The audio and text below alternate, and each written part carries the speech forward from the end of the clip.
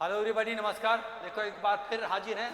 Chapter wise PYQ for NDA examination. जो हम लोग प्रीवियस ईयर्स एग्जाम में बाइनमर थ्योरम पर क्वेश्चन आए हुए हैं उनको हम लोग डिस्कस करने जा रहे हैं और कोशिश करेंगे कि वर्बली आंसर दें। देखिएगा आपको 90% से ज़्यादा क्वेश्चन वर्बली आंसर दे पाएंगे, ठीक है। तो उसी की प्रैक्टिस करते हैं। आपका बाइनमर थ्योरम का सेशन 1 है, उसके बाद सेशन 2 भी डालेंगे। और जब आप समझ सकते हो कि अगर 90% से ज़्यादा वर्बली कर पा रहे हो तो एग्ज़ाम में कितना और को पिछाड़ दोगे, तो स्वाभाविक है मेरिट में आओगे और अच्छा मार्क्स आएगा। तो इसीलिए हम लोगों को ये प्रैक्टिस बहुत ज़रूरी है। बेसिक कंसेप्ट क्लियर हो और अप्रोच वर्बल करने की कोशिश करो, तो इससे समय बचेगा और वो पिछाड़ पाओगे। तो बिना कुछ समय गंवाए चलो शुरू करते हैं। देखिए यहाँ पर पहला क्वेश्चन आपका स्क्रीन पे ही है, ठीक है। तो यहाँ पर the value of C70 plus C71 का मतलब 7C0 प्लस 7C1 और इधर 7C1 plus 7C2 that 7C6 plus 7C7। तो इसमें आपका ये फार्मूला होता है 7C0 7C1 हो जाएगा 8C1 plus similarly 8C2 up to जाएगा 8C7 तक। तो 8C8 और जोड़ दो, 8C8 घटा दो, तो 2 का पावर n-1 और -1, तो 2 का पावर 8 -1 2 पावर 8 क्या होता है 256 में -1 और एक बार और -1, तो 254 विल बी द आंसर। अब यहाँ पर ही देखिएगा हमने कैसे किया, उसकी हम लोग ये एग्जाम्पल आपको दिखाते हैं। देखिए एक ये वर्बल कैसे किया आप भी कर लोगे जब समझ जाओगे। एक तो फॉर्मूला पढ़ोगे NCR plus NCR-1 is equal to होता है n+1CR। ये इसमें से बड़ा वाला R में 2 कॉन्जुगेटिव, n में बढ़ जाएगा n+1CR हो जाएगा। ऐसे इन दोनों को जब आप ग्रुपिंग करोगे तो इन दोनों के ग्रुपिंग क्या हो जाएगा 8C, देखो यहाँ पर 8C1 हो जाएगा, क्योंकि 7C0 प्लस 7C1 तो बड़ा वाला ये है, 7C1 में एक और बढ़ जाएगा 8C1। तो कुल मिला करके हम लोग इस प्रॉपर्टी का यूज करके हम इसमें क्या करने जा रहे हैं 8C1 प्लस इस वाले का क्या हो जाएगा 8C2 plus 8C3 plus last वाला हो जाएगा 8C7, 6 7 है तो 8C7। और अगर इसमें 8C8 जोड़ दें घटा दें, 8C8 जोड़ दें और 8C8 घटा दें, तो यहाँ पर NC1 NC2 से यहाँ तक इसकी वैल्यू होती है 2 का पावर n-1, 2 का पावर 8 और -1, और ये वाला सबटेट वाला एक और -1, दैट इज 254, क्योंकि 256 में 2 घट जाएगा। तो यही चीज हमने क्या किया वर्बली किया। इसकी वैल्यू मैंने क्या किया 8C1 लिख दिया, प्लस इसकी वैल्यू क्या लिख दिया आगे वाले की 8C2 लिख दिया, प्लस आगे वाले की इसी प्रकार। तो ये जो हमारे पास ऐसे बनता जाएगा 8C1 plus 8C2 plus dot dot 8C7 तक जाएगा। और यहाँ पर हम प्लस और ऐड कर रहे हैं 8C8 और -8C8 so as to balance. ऐसा करने पर इसकी वैल्यू हो जाती है 2 का पावर 8 -1, क्योंकि पता होगा formula NC1 plus NC2 plus NC3 plus NCN के वैल्यू 2 पावर n-1 होती है। ये तो वैल्यू होती है वाली, और माइनस ये 1 हो जाएगा, ये वाला 8C8 इज ऑल्सो 1, तो आ जाएगा 256 -1 दिस विल बी आंसर। तो can't you do it verbally, आराम से कर पाओगे बाय यूजिंग दिस प्रॉपर्टी, है ना। ये तो पढ़े होगे। तो हम लोग मूव करते हैं नेक्स्ट क्वेश्चन में। देखिए नेक्स्ट क्वेश्चन क्या कह रहा है कि number of terms in the expansion of this after simplification is, simplify करने के बाद इसमें कितने टर्म होंगे। तो यहाँ x plus 1 power 100 x minus 1 power 100, जब इवन है तो डिवाइडेड बाई 2 प्लस 1, तो 50 plus 1 51 will be the term, क्योंकि इसके 101 टर्म होंगे और इसके भी 101 टर्म होंगे। इसके सारे पॉजिटिव होंगे, इसमें आधे 51 पॉजिटिव होंगे और 50 निगेटिव होंगे। टोटल नंबर ऑफ टर्म्स यहाँ पर आड एक ज़्यादा होगा पहला आके वाला। तो out of 101 term in this one 50 negative वाले कैंसिल कर देंगे और 51 जो पॉजिटिव वाले बनेंगे उसके साथ जोड़ करके 2 गुना कर देंगे, तो 2 times of T1 plus T3 plus dot T51 तक जाएगा, है ना। तो जब भी इवन होता है इस केस में, यहाँ प्लस है इवन है, तो divided by 2 plus 1 will give the number of terms. पढ़े होगे सब चीज। हम लोग मूव करते हैं। In the expansion of the sum of the coefficient of odd power subs, तो सारा sum of the coefficient variable equal to 1 डालोगे तो 2 power 50 will give the total number of sum of all the coefficient, और जितने odd होते हैं odd को उतने इवन होते हैं, यानी ऑड कोफिशिएंट का sum is always equal to even coefficient का सम, तो उसका आधा कर देना। 2 का पावर 50 डिवाइडेड बाई 2, 2 पावर 49 मिल गया आंसर इन दिस केस। ये पढ़ोगे जैसे x इक्वल टू 1 डालोगे तो sum of all the coefficient 2 power 50 आ जाएगा, और it is to be divided by, क्योंकि sum of all the odd powers of x है, तो आधे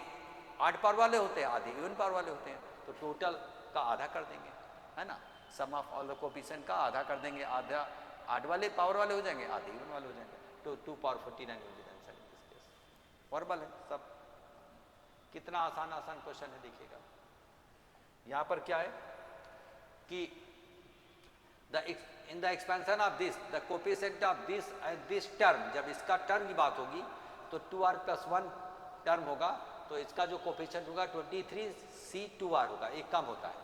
और इसका हो जाएगा 23cr+1 हो जाएगा, 2r + 2r + 1 हो जाएगा कोफिशिएंट। r इक्वल करोगे तो इधर आपका 43c2r is equal to 43cr+1, तो 2r + r+1 इक्वल टू 43, तो 3r equal to 42, r equal to 14 मिलता है आंसर। इसका जो आपका जो टर्म होगा, इस वाले टर्म का बाइनोमियल कोफिशिएंट क्या हो जाएगा 43c2r हो जाएगा, ठीक है, और इसका हो जाएगा r+1 का हो जाएगा 43cr+1 हो जाएगा। ये आपको पता होना चाहिए कि 1 + x⁴n में tr+1th टर्म यहाँ पर क्या हो जाए ncr, और x⁴r होता है, तो ये r+1 है तो एक यहाँ पे कम है, तो ये आपका tr+2th टर्म है, तो एक कम करोगे तो 2r हो जाएगा, और यहाँ पर r+2th टर्म है इसके एक्सपेंशन में, तो r+1 हो जाएगा, और ये कह रहा है इक्वल है। अब ये पता होना चाहिए कि इसमें से अगर पता होगा फार्मूला ncx = ncy, तो it imply that either x = y और x + y it is equal to n होता है, इन दोनों का सम n के बराबर होगा। तो इस केस में क्या करोगे, this plus this equal to 43 करोगे, तो 2r और प्लस r+1 यानी 3r + 1 इज इक्वल टू 43, तो r इक्वल टू 14 आ जाएगा, है ना। 2r और प्लस r+1 इक्वल टू 43, तो 3r इक्वल टू उधर एक जाएगा 42, तो r इक्वल टू 14, तो वैल्यू ऑफ r जो यहाँ पूछी जा रही है 14,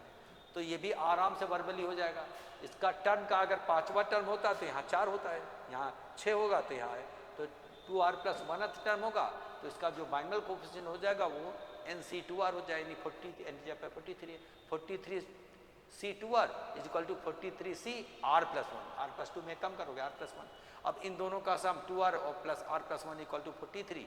तो आपका 3r इक्वल टू 42, 1 घटेगा तो r equal to 14। Verbal calculation हो सकता है अगर आप थ्योरी पढ़े होगे तो। हम लोग मूव करते हैं नेक्स्ट क्वेश्चन में।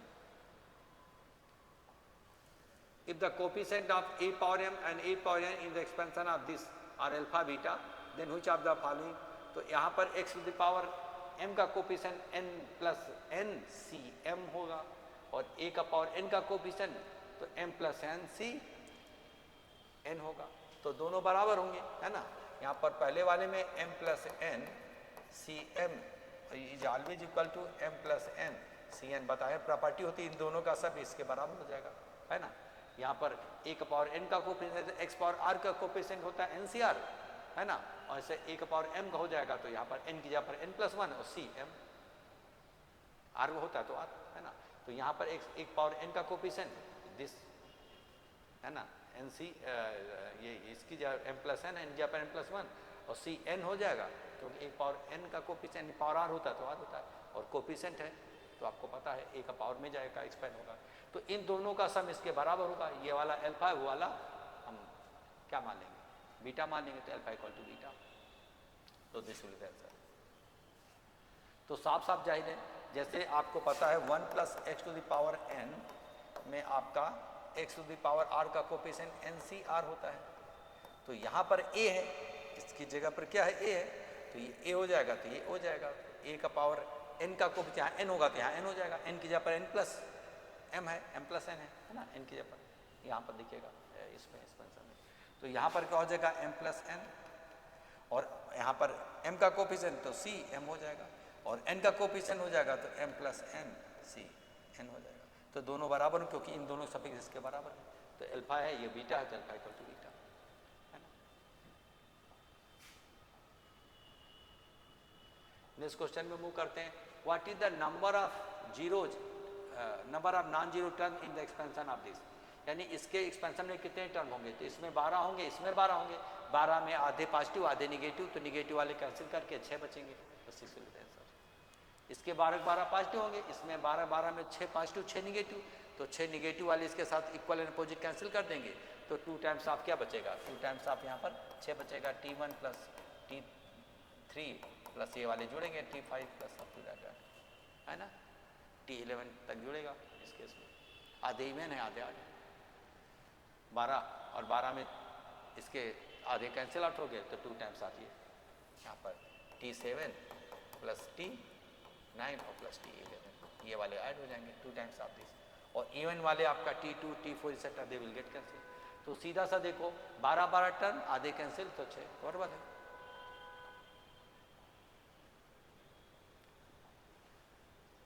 What is the NCR plus 2 NCR minus R और plus CN R minus 2 is equal to, एक काम करो इसमें एक इसको दे दो तो इधर आ जाएगा n प्लस 1 CR हो जाएगा, एक इसमें दे दोगे तो इसमें आ जाएगा n प्लस 1 CR माइनस 1 हो जाएगा, है ना, एक बढ़ जाता है n में, तो इस फिर जो जोड़ोगे तो n plus 2 CR, this will answer. अभी जो पहला क्वेश्चन करा था उसी पर बेस्ड है, देखिए इसको अब क्या करेंगे, NCR और प्लस इसका हम 2 है तो एक इसको देते हैं, 2 टाइम्स है तो यहाँ पर एक NCR माइनस 1 और प्लस है ना NCR माइनस 1 और प्लस NCR माइनस 2, ठीक है, दिस एंड दिस, ये इसको मैंने 2 बार, एक इसको दे दिया इसका। अब ये प्रॉपर्टी के थ्रू क्या करोगे, n प्लस 1 वर्ब CR हो जाएगा, और प्लस ये दोनों मिला करके, ये दोनों मिला करके,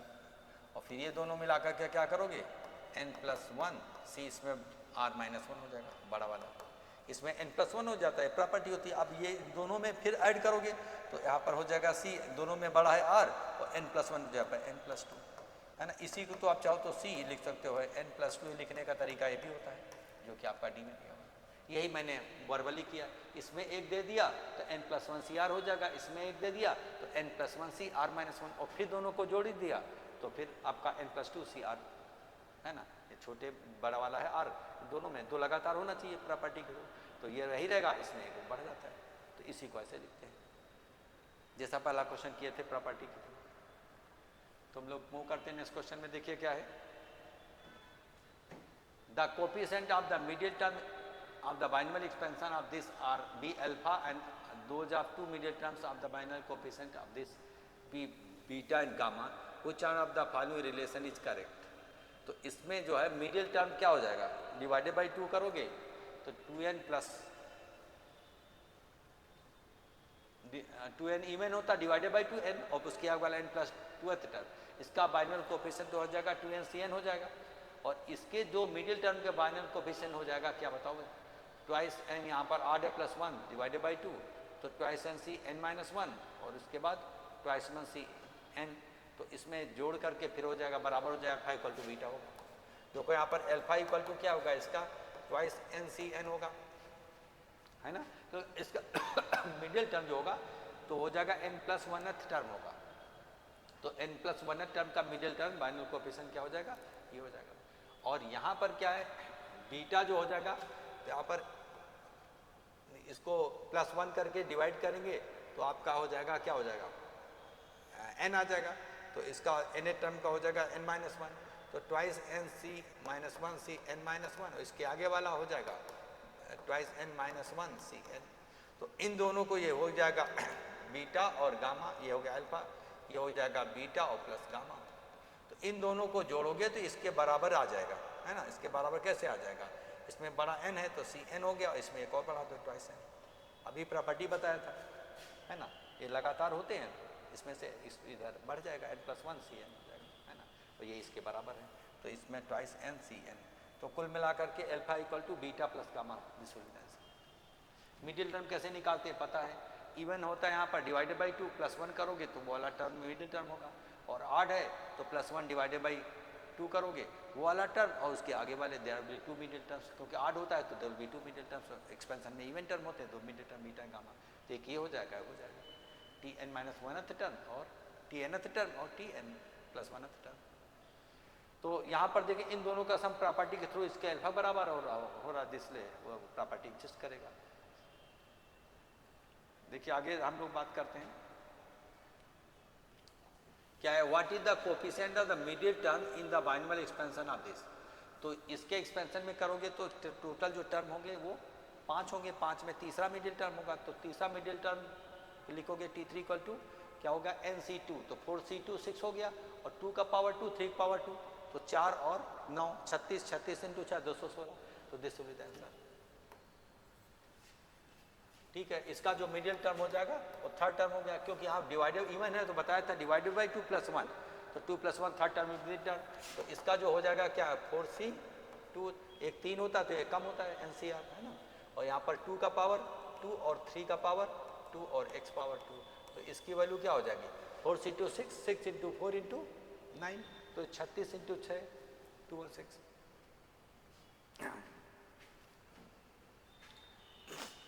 तो मिडिल टर्म का जो कोफिशिएंट यहाँ पर 216 आ जाएगा, वर्बल हो रहा है, बहुत छोटा सा है, तीसरा मिडिल टर्म होगा क्योंकि 5 टर्म में तीसरा मिडिल होगा, डिवाइडेड बाई 2 + 1, तो T थर्ड को हो जाएगा NC2, थर्ड है या 3 है तो 2, तो 4C2 6 होता ही है, और 2 का पावर 2 हो जाएगा 3 पावर 2 है ना, तो ये कोफिशिएंट वर्बल कैलकुलेशन 6 × 4 × 9।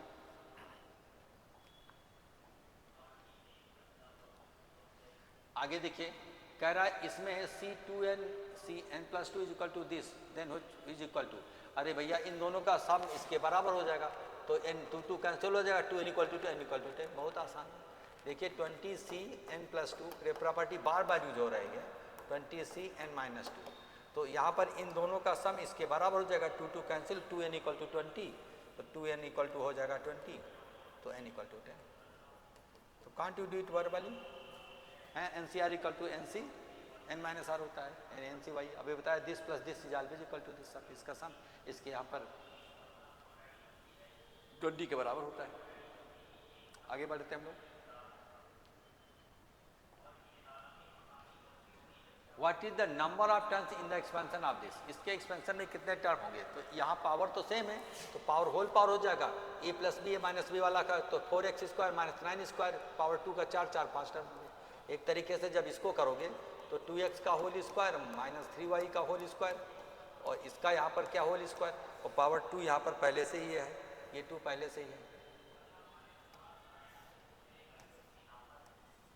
तो मिला करके 4 कर देगा = 4, तो एक्सपोनेंट 4 है तो 5 टर्म होते हैं, बढ़ा के होता है, n होता है तो n+1 होता है। तो देखो यहाँ पर एक्सपोनेंट, ये आपको पता प्रॉपर्टी होगी, x पावर 2 y पावर 2 को लिख सकते हो, x y का पावर 2 कर सकते हो, तो एक तरीके से पावर सेम है तो ये और आपस में मल्टीप्लाई किया तो 4x² - 9y² हो जाएगा, 3y का a + b - b whole square, और इसका ये पारा 2 मिला करके ये 2 आ गया यहाँ पर, सॉरी ये यहाँ पर आ गया 2, इसका 2 इसका 2 यहाँ पर आ गया, और ये पहले से ही 2 था, ये वाला 2 ये है ना, और ये वाला जो एक्सपोनेंट यहाँ पे आ गया, इधर a + b - a² में b² हो गया है ना इस केस में, तो कुल मिला करके ये पावर 4 हुआ, तो इस वाले का पावर ये 4 है तो नंबर ऑफ टर्म्स 5 होंगे, एक बढ़ जाएगा, ये तो 2 टर्म है, 4x² - 9y² = to the power 4, तो 4 मतलब 5 टर्म्स। हम लोग मूव करते हैं नेक्स्ट क्वेश्चन में,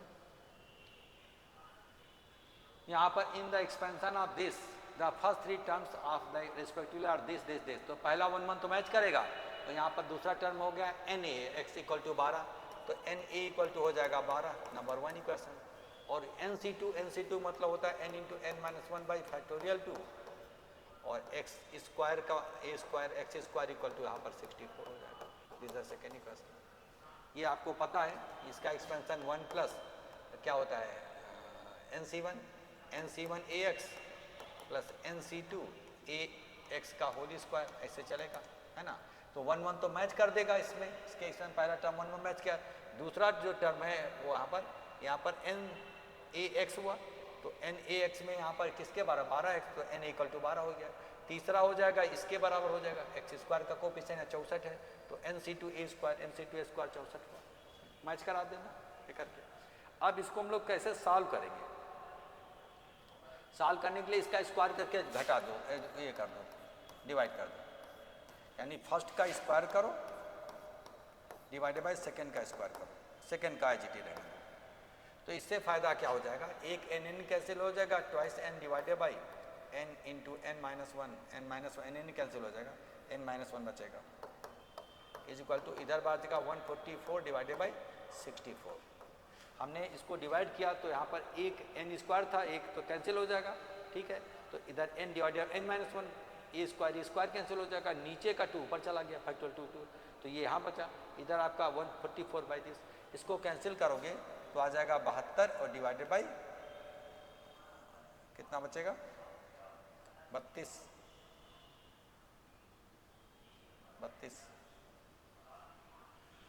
इसको और भी हम लोग कैंसिल कर सकते हैं,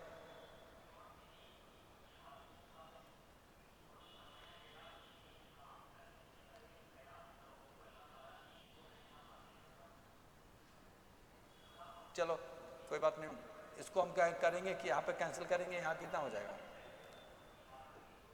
हो जाएगा 36, फिर इसको करेंगे तो ये 9/8 आ जाएगा, ठीक है, 4 से कैंसिल हो जाएगा, तो n डिवाइडेड बाई n, तो n इक्वल टू 9 आया, क्योंकि अगर 9 होगा तो नीचे एक कम है, 9 है तो n इक्वल टू 9 होगा, तो n इक्वल टू 9 कहीं गिवन है।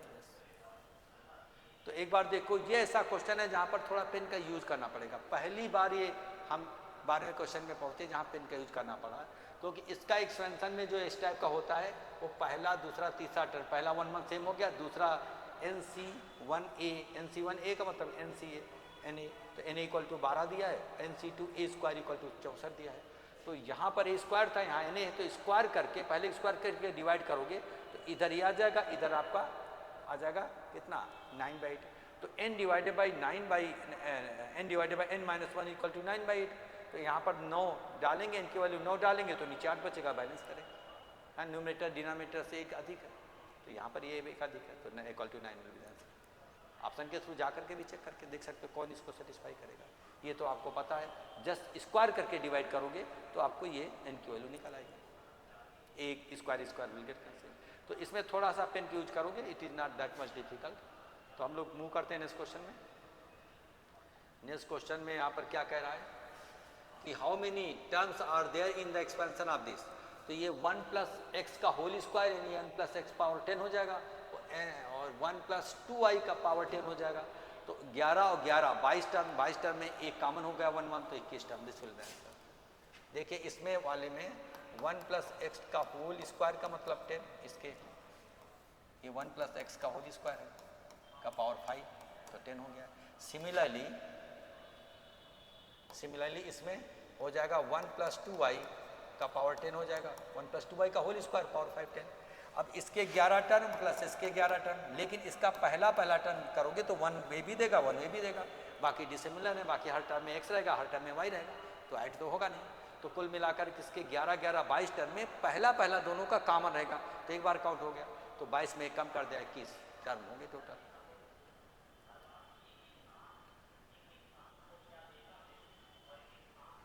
यहाँ पर देखिएगा क्या है, कह रहा if the middle term in the expansion of this is this, then middle term जो है, तो मिडिल टर्म यहाँ पर क्या कैसे निकालेंगे, डिवाइडेड बाई 2 प्लस 1, t क्या हो गया n प्लस 1th टर्म, तो यहाँ पर हो जाएगा 2n will be the middle term, है ना, इसमें मिडिल टर्म आएगा, और इस केस में क्या हो जाएगा x to the power x square, x power हो जाएगा n, 2n माइनस n, और 1 बाई एक्स का पावर n हो जाएगा, और ये यहाँ पर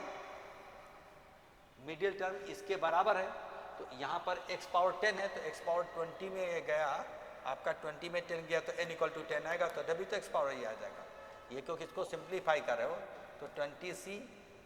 2n ट्वाइस NCn, और x टू द पावर देखिए यहाँ पर 2n में से n जाएगा, तो 2n माइनस n, तो n2 मिला करके n, तो n इक्वल टू 10 होना पड़ेगा, n इक्वल टू 10 होना पड़ेगा, 10 कहीं पे है, यस दिस विल क्योंकि यहाँ पर x पावर 10 है, तो यहाँ पर x पावर यहाँ पर n बचा, तो n इक्वल टू 10 डालोगे तो यहाँ पर हो जाएगा 20c10। अब 20c10 की वैल्यू आपको निकालने की जरूरत नहीं है, क्योंकि यहाँ पर x पावर 10 से पता चल गया ये इसके बराबर होगा, है ना। तो हमें इसकी वैल्यू नहीं निकालना कोफिशिएंट, जस्ट पावर चेक कर लेना कि इसमें भाई मिडिल टर्म हो रहा है डिवाइडेड बाई 2, तो n और उसके आगे वाला n+1, तो tn+1th term will be the middle term. तो इसके लिए मिडिल टर्म लिखेंगे ट्वाइस n, c n+1 है तो n हो जाएगा, पहला टर्म का power 2n minus n n और दूसरा पावर n, और जब सिंप्लीफाई किया तो ये n ही आया, 2n माइनस n आया, तो x पावर n आया, और यहाँ पर 10 कह रहा है तो n इक्वल टू 10 हो गया। बाकी न्यूमेरिकल वैल्यू पर आपका जरूरत नहीं, यानी आपका 10 के उल्टा डालोगे तो 20c10 की वैल्यू इसके बराबर होगी, जो कि जरूरत नहीं है, हम केवल इसके पावर से हम इसका पावर मैच करा करके बता दिए, n की वैल्यू निकालिए। तो ये वर्बल हो सकता है आराम से, जो कि मैंने करके दिखाया आपको। वो कर देने इस क्वेश्चन में। यहाँ पर क्या है, the constant term in the expansion of this, यानी कांस्टेंट टर्म मतलब एब्सोल्यूट टर्म क्या होता है, इसका इंट मल्टीप्लाई बाई दिस करोगे तो दिस इंटू दिस कितना होगा 5, 5 डिवाइडेड बाई इसका 5/2 2, तो third term will be middle term, तो थर्ड टर्म मिडिल टर्म होगा, तो इसका लिखोगे 10c2, ठीक है 10c2 और माइनस आपका k स्क्वायर, तो पॉजिटिव हो जाएगा, तो 10c2 k square equal to हो जाएगा 405, तो 10c2 होता है 45, तो 45 k स्क्वायर इक्वल टू 405, तो k स्क्वायर इक्वल टू 9, तो +-3 विल बी द आंसर। देखो यहाँ पर क्या हो जाएगा, third term will be the middle term. कैसे हो जाएगा, जो r की वैल्यू हम निकालते हैं तो इसका एक्सपोनेंट इंटू इसका एक्सपोनेंट क्या हो जाएगा 10 इंटू 1/2, और डिवाइडेड बाई क्या होता है इसका एक्सपोनेंट का सम शॉर्टकट होता है, तो 1/2 + 1, तो कुल मिला करके यहाँ पर 5 डिवाइडेड बाई 5/2, तो r की वैल्यू 2 आई, कैंसिल हो गया 2 है, तो इसका मतलब t2 + 1 थर्ड टर्म। तो थर्ड टर्म जो मिडिल टर्म होगा, तो इसके लिए हम लोग क्या करेंगे, यहाँ पर 10c2 और माइनस k का पावर हो जाएगा 2 इज इक्वल टू ये दिया 405, तो ये तो 45 हुआ, तो k स्क्वायर इक्वल टू यहाँ पर हो जाएगा 9, तो k इक्वल टू हो जाएगा +-, ये आप पढ़ोगे शॉर्टकट, इसका एक्सपोनेंट हाफ है तो half into this into this divided by this plus this will give the absolute term के वैल्यू के लिए r देगा, r2 दिया, ये r की वैल्यू ऐसे देता है दिस इंटू दिस, तो एब्सोल्यूट टर्म के लिए r 2 आया, तो इसका मतलब थर्ड टर्म होगा, थर्ड टर्म निकाला, तो थर्ड टर्म में एब्सोल्यूट टर्म में x तो वाला रहेगा नहीं, सिर्फ कांस्टेंट रहेगा, है ना। तो यहाँ पर 10c2 और ये -k का पावर 2 जितना यहाँ पर पावर होता आ रही है आप इसमें हो जाएगा सेकंड टर्म में पावर आ, तो पॉजिटिव हो जाएगा, तो k स्क्वायर इक्वल टू 45 से डिवाइड करोगे तो 9 आएगा, तो +-3।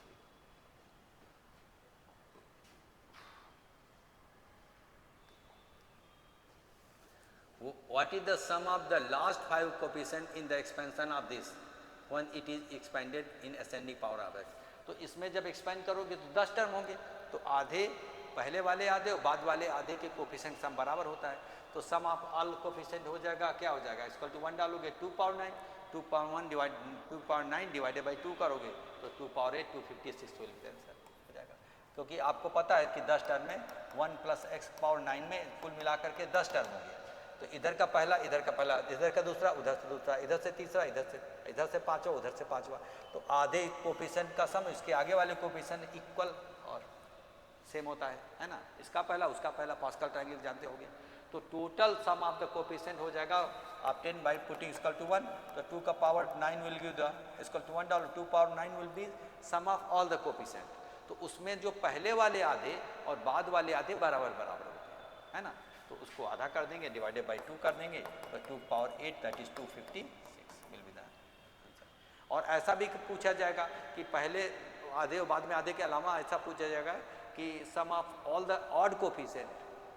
का वैल्यू क्या हो जाएगी, तो हमको पता है sum of all the odd coefficient is always equal to sum of all the even coefficient, है ना, टोटल कोफिशिएंट का सम इतना हो जाएगा, तो आधे ऑड वाले होंगे आधे इवन, तो भी डिवाइड करोगे तभी वही हो जाएगा, तो चाहे हम ऑड वाले की बात करें कोफिशिएंट का सम या इवन वाले कोफिशिएंट सम बात करें तो भी यही आएगा, या पहले वाले 10 में से पहले वाले आधे और बाद वाले आधे, यानी पहले 5 और बाद के 5, तो बराबर बराबर होते हैं, 5 का इधर का पहला 1 1 से इधर से दूसरा, इधर दूसरा सेम रहता है, इधर मिडिल तक सेम रहता है, तो इधर से मिडिल तक सेम रहता है, मिडिल से घटते घटते फिर इसका रिवर्स हो जाता है डिक्रीजिंग करके, है ना, तो इस केस में आधे कर देंगे, तो टोटल में आधे कर दो, तो फर्स्ट हाफ यानी आउट ऑफ 10 पहले 5 वाले आधे, बाद वाले पे 5 वाले आधे, तो बराबर होते हैं, इसलिए आप डिवाइड कर दिए, तो वर्बल है, आराम से इसको हम लोग इसको निकाल सकते हैं। इसमें what is the coefficient of the middle term in the expansion of this. तो इसका मिडिल टर्म करोगे तो ये x प्लस 1 प्लस 2x का होल स्क्वायर है, तो 1 प्लस 2x का पावर 10 हो जाएगा, तो मिडिल टर्म का छठा होगा, तो आपका हो जाएगा 10c 5 और 2 का पावर हो जाएगा 5। तो इसको लिखोगे एक्चुअली, इसको लोगे 1 प्लस 2x का होल स्क्वायर का पावर 5, यानी कुल मिला के 1 प्लस 2x का पावर हो जाएगा, है ना। तो इसका छठा टर्म विल बी इवन होता है डिवाइडेड बाई 2, 5 आया प्लस 1, छठा टर्म हो मिडिल टर्म, तो दिस द मिडिल टर्म। अब यहाँ पर इस केस में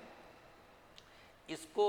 थोड़ा कॉमन सेंस यूज करेंगे, क्योंकि इसकी वैल्यू बड़ी वैल्यू हो जाएगी, निकालना मुश्किल होगा, तो इसको हम थोड़ा सा लिखते हैं 10 इंटू 9 इंटू 8 इंटू 7 इंटू 6, 5 है, इनसे 5 बार लिखेंगे, divided by factorial 5, 5 into 4 into 3 into 2 into 1 और इंटू इसका हो जाएगा 32। तो आप इसको करोगे क्या, इसको 5 और 2 10 कैंसिल हो जाएगा,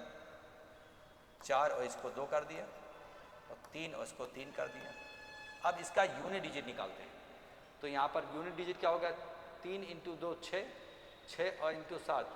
6 6 7 42, 2 इंटू 6 12, 12 का 2, 2 इंटू 2 4, तो 4 यूनिट डिजिट किस में है, सिर्फ इसमें है, दिस विल द आंसर। यानी इसका जो है यूनिट डिजिट 2 हुआ, 2 इंटू 6 इसका यूनिट डिजिट, इसका तो 2 इंटू 6 12, 12 का 2, 2 का फिर 2 से मल्टीप्लाई करोगे 7 को, 14, 14 4, तो 4 इंटू 2, 4 इंटू 2 कितना 8 और 8 इंटू 3 24, 24 का 4, यूनिट डिजिट 4 होगा। तो यूनिट डिजिट से हम पकड़ लिए, बाकी जो तो नन ऑफ है नहीं, वन ऑफ दिस होना पड़ेगा। यूनिट डिजिट यहाँ पर इस केस में सबका डिफर कर रहा है, तो पूरा कैलकुलेशन में मत जाओ, इसके नंबर का यूनिट डिजिट निकाल करके मल्टीप्लाई करते रहो, जो यूनिट डिजिट आएगा वही फाइनल वैल्यू का आएगा unit digit. This way can simplify, it will save your time. देखिए नेक्स्ट क्वेश्चन में क्या करेंगे, यहाँ पर इफ C0 C1 C2 अब Cn be the coefficient in the expansion of this, then what is the value of, तो इसका क्या हो गया, C0 शुरू से होता है 2 पावर n होता है, C1 शुरू हो जाएगा तो 2 power n minus 1, 2 power n minus 1, ये तो सीधा फार्मूला है ना। NC0 NC1 से करो, 0 से NC0 NC1 NC2 NCn तक जाएगा, 2 पावर n होता है, तो यहाँ पर C1 से शुरू है, यानी NC0 1 की वैल्यू उधर जाके घट जाएगी, तो 2 पावर n माइनस 1, सीधा फार्मूला है। इसमें तो मैं समझता हूँ कि बताने की कोई आवश्यकता नहीं है ज़्यादा। अब इसमें जो वैल्यू है, इसमें NC1 NC2 NCn तक दिया है, इसकी वैल्यू जो आएगी क्या आएगी, 2 का पावर n माइनस 1, NC0 से होता है 2 पावर n होता है, तो n1 से शुरू है तो 2 पावर n माइनस 1। अब देखो किसका सम 2 पावर n माइनस 1 आ जाएगा, इसमें आपका पहला टर्म 2 हो जाएगा, 2 पावर n माइनस 1, तो पहला टर्म 2 हो जाएगा, ये नहीं चलेगा। इसमें 1, इसमें n प्लस 1 टर्म है, 2 पावर n प्लस 1 नहीं चलेगा। इसमें पहला टर्म 1 है और total number of terms n है, तो 1 into 2 power n minus 1 divided by this will be the answer, ये आंसर हो जाएगा। इसमें भी पहला टर्म 2 हो जाएगा नहीं, तो इस GP का सम करोगे तो 1 2 का power n minus 1 divided by 2 minus 1, यही तो आपका 2 पावर n माइनस 1 है, यही तो इस फार्मूला के बराबर है। इस फार्मूला की वैल्यू भी वही होती है ना, NC1 plus NC2 plus NCn equal to 2 power n minus 1 होता है, तो ये वाला सम उसके फार्मूला के बराबर मैच कर गया, तो that's why C will the answer. Come to the next question, यहाँ पर देखिएगा कि what is the sum of the coefficient of the first and last term in the expansion of this, तो इसका पहला और पहला उसका लास्ट, इसका 1 हो जाएगा, इसका भी 1, क्योंकि NC0 is equal to NCn, तो 1 1 2 हो जाएगा, दूसरा आंसर है ना। इसको एक्सपेंड करोगे, पहला 1 plus twice NC1 x plus ऐसे करे, और लास्ट में आ जाएगा ट्वाइस NCn और x twice NC 2n, 2n तक जाएगा, ट्वाइस NC 2n और x पावर 2n हो जाएगा, है ना। तो इसका जो पहला और इसका जो पहला कोफिशिएंट क्या हो जाएगा, 1 हो जाएगा, 1 1। जब आप एक्सपेंड करते हो तो पास्कल ट्रायंगल बनता है, इसका पहला उसका पहला सेम रहता है, इसका दूसरा इसका, तो यहाँ पर पहला होगा तो NCn क्या होता है, 2NCn 2n हो गया, तो NCn इक्वल टू 1 हो, इसका 1 इसका 1, तो पहला और आखिरी का coefficient 1 plus 1 2 will be the answer, है ना। इसमें तो कुछ है ही नहीं। नेक्स्ट की बात करते हैं, अगर if this are in AP, then what is the value of n। अब देखिए अगर AP में है तो twice the middle term equal to sum of the 2 times of NC5 must be equal to NC4 और प्लस NC6, ऐसे ऐसे लिखने का पैटर्न ऐसे भी लिख सकते हो, ऐसे लिख सकते हो। अब हम इसको अगर सॉल्व करते हैं तो पॉलिनोमियल बन जाएगा, तो सॉल्व करना मुश्किल हो जाएगा। ऐसे क्वेश्चन में हमेशा गो थ्रू ऑप्शन, है ना। तो जैसे हम ऑप्शन के थ्रू चेक करेंगे तो पहला अगर 7 डालते हैं तो 7C5 का मतलब 7C2, 7C2 मतलब 7 × 6 डिवाइडेड बाई 2, तो आपका 21 आएगा, 21 × 2 42 आया, इधर 42 आया, इधर 7C3 प्लस 7C6 हो जाएगा, 7C6 = 7C1 साते हुआ, और 7C4 को 7C3 लिखोगे तो 7 × 6 × 5, तो 6 कैंसिल होगा, डिवाइडेड बाई फैक्टर 3 कैंसिल हो जाएगा, 35 और प्लस 7 ये आपका 42 हो गया, तो यही मैच कर गया, है ना। तो यहाँ पर 2 7C5 वर्बल हो जाता है, 7C4 और प्लस 7C6, तो ये आपका आ जाएगा 2 times of 7C2, 7C2 is equal to 7C3 छोटा कर लो, इसको 7C1 कर लो, तो 7C2 मतलब 7 × 6 डिवाइडेड बाई 2, 21 × 2 42 हुआ, और ये आपका हो जाएगा क्या आएगा 7 × 6 × 5 डिवाइडेड फैक्टर 3, फैक्टर 3 6 कैंसिल, 7 × 5 35, और 35 और प्लस 7 42 मैच कर गया। तो जब भी हिट एंड ट्रायल वाला क्वेश्चन होगा तो ज़्यादातर केस में देखोगे पहला आंसर हो जाता है मोस्ट ऑफ द टाइम, तो नहीं भी होगा तो पहला मैं फेल कर देता तो दूसरा से चेक करते, तीसरा चेक करते, तो क्योंकि अब आप इसको डेफिनेशन अप्लाई करके सॉल्व करोगे तो polynomial equation will become very easy to solve, है ना। तो हम लोग मूव करते हैं इस क्वेश्चन में। देखो यहाँ पर क्या है, इसमें how many terms are there in expansion of this, तो ये कहा इसके टर्म में आपका हो जाए a/b प्लस b/a का होल स्क्वायर, 2ab करोगे कैंसिल हो जाएगा, तो 42 21 × 2 42, 42 में 43 टर्म होंगे, एक टर्म ज़्यादा होता है 43 लेते हैं। क्या होगा वो एक्चुअली जो देखा जाए तो ये किसके बराबर है, a प्लस बी और प्लस b प्लस a का पावर 2 है, और इसका पावर दिया कितना 21, तो ये मल्टीप्लाई होकर के 42 हुआ तो एक बढ़ के 43 होता है number of terms. Next question में हम मूव करते हैं हम लोग। ये क्या कह रहा है, consider the expansion of this PQRS be the coefficient of the first second nth n plus 1th term, तो टोटल ये लास्ट के 2 हो गए, n प्लस 1th टर्म होगा, n होता है n प्लस 1, लास्ट के 2 हो गए और पहले के 2 हो गए, है ना, पहले के 2 लास्ट के 2, तो इस केस में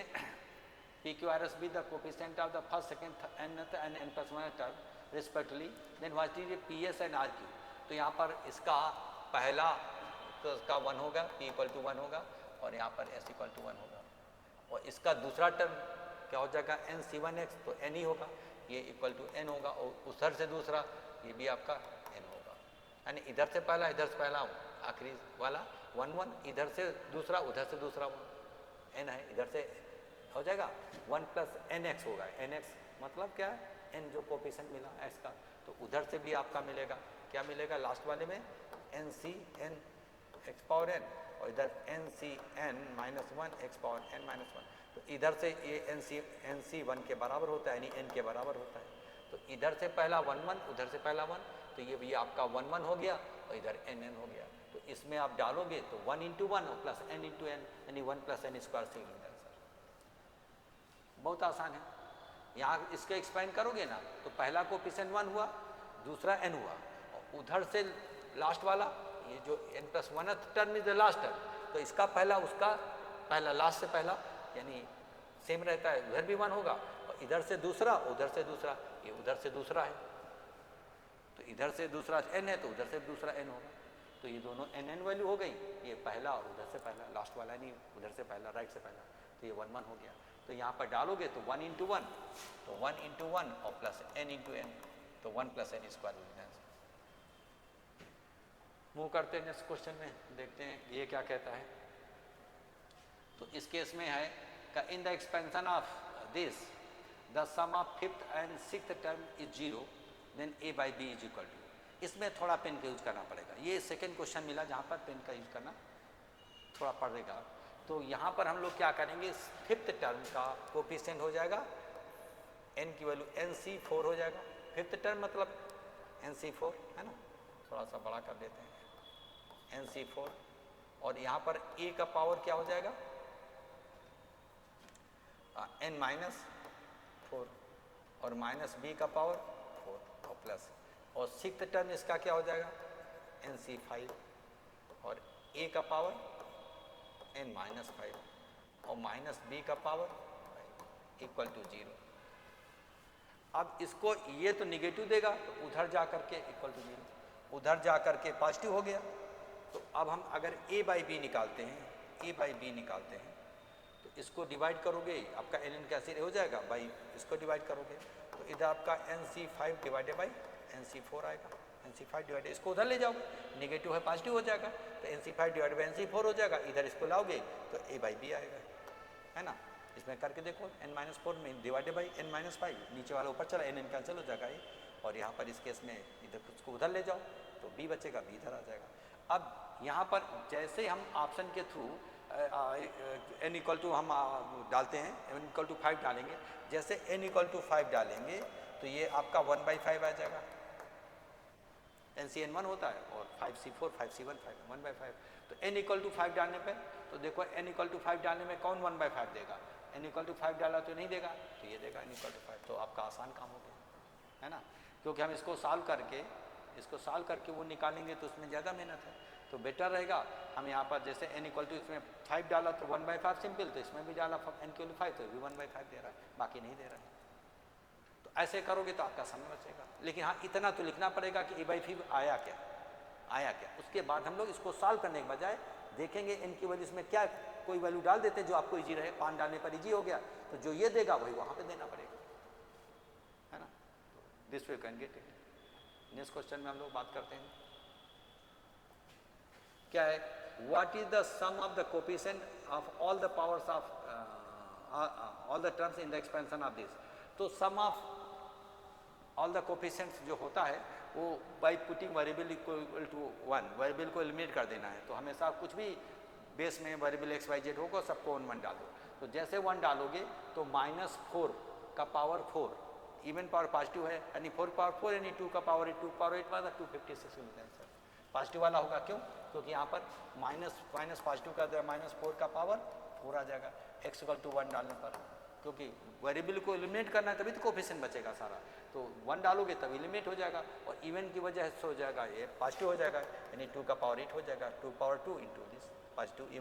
इवन पावर पॉजिटिव हो जाएगा तो 2 पावर 8 256 होता है। तो ऐसे देखोगे ये जो PYQ है जो आए हुए NDA में क्वेश्चन है कैसे maximum more than 90% question verbally बन रहे हैं। तो ऐसे ही हम लोग और प्रैक्टिस कराएंगे। अभी सेशन 1 है सेशन 2 इसेट्रा डालेंगे तो ऐसे प्रैक्टिस करके गया बेसिक कंसेप्ट क्लियर होगा और फिर ऐसे अप्रोच लोग क्या होता है आता है लेकिन अप्रोच ऐसा अप्लाई नहीं करता है, उसकी आदत डालोगे सीखोगे तो आपको